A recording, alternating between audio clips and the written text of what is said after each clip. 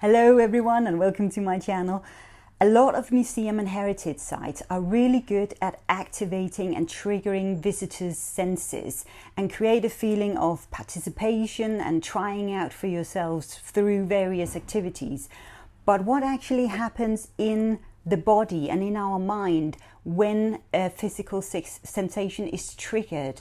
What actually happens to the way we experience, to the way we learn, and to the way we understand things around us and the way we connect to them? I wanted to try and dive a little bit deeper into some of these aspects today. And as always, if you like the content of these videos, please like them, subscribe to the channel and add your comments. It would be really great to hear about your experiences in this. Whenever we perform a physical activity or we do anything, it creates a response in the body and in the mind.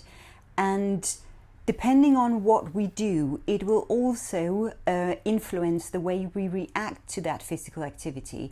Just to take a few examples, and we all know about these, but I think they're good examples to show just what I actually mean about this, but also how we react to very different situations. For example, when we receive a hug or a kiss from someone we trust, someone close to us, someone we love maybe even, it releases oxytocin, which is a hormone. It increases levels of dopamine and serotonin.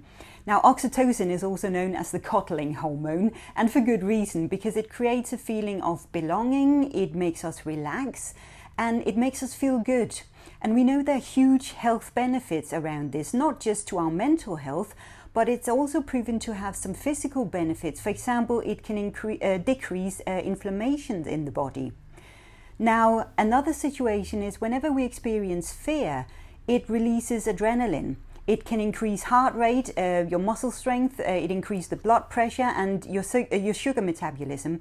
In other words, it makes you more alert in the moment.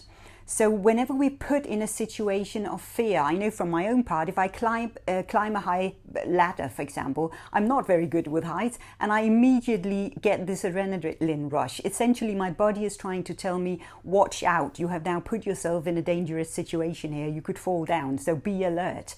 Now, some people actually find this adrenaline rush quite invigorating and energizing, and they seek it out actively, for example via extreme sports.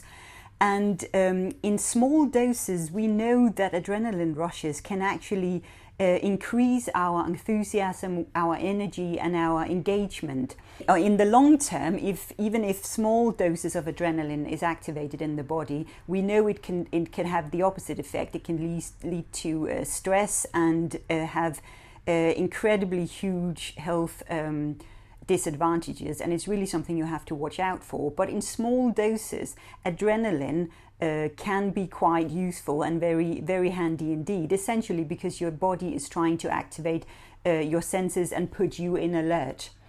Now, these are just two examples. There are many more, of course, but we know even before we do an activity, we roughly know what it does to us, what it does to the body and to the mind. So before I climb a high ladder, for example, I know that I'll start to get sweaty palms and my heart will start to beat even faster. And I know before I lean in to hug someone I care about that it will be a good feeling. So there are certain reactions that even before we do them, even before we perform this activity or we do this action, we know that it will create a certain feeling in us. So just thinking about it can have either a positive or a negative effect. There will be some kind of response there. I think a lot of museums and heritage sites are really good at making the best use of this. And there are many examples of how museums have carried out some activities and various storytelling and interpretation. For example, it can help you understand the hard labor of a historical period by trying for yourself. You get a sense of how heavy is this hammer, how difficult was it to carry all this firewood and so on. So you get an idea about what a specific type of work was like by performing it yourself. It can also be an experience of fear, for example, of open fire or climbing a roof or something. I'm not saying now put your visitors in danger, not at all, but that it's possible to gain an understanding of a specific task, for example, by experiencing it in small doses. You can also intensify a love story, for example, through a physical closeness or by creating a specific atmosphere in a room. It can be through sounds or audio, reading love letters, whatever it is. There are many ways of creating an atmosphere as well in a historical sense and at a historical site. It can also be things like empathy, so understanding the complexities of, for example, let's say political decisions historically, and by putting visitors in, for example, various dilemmas. It can be political dilemmas, but it can also be, of course, personal or emotional dilemmas that a historical person might have been through, and you're now putting your visitors through the same decision making or dilemmas via a little game or via creating a specific storytelling or narrative around it.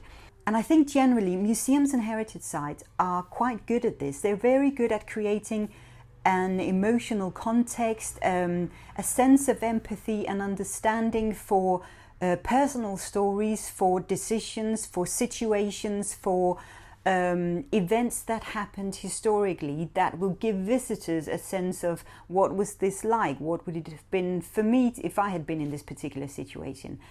But I was wondering if there were ways we could actively take better advantage and better use of these physical sensations that we know will happen. We know there are certain physical triggers to physical activities, for example, or physical actions.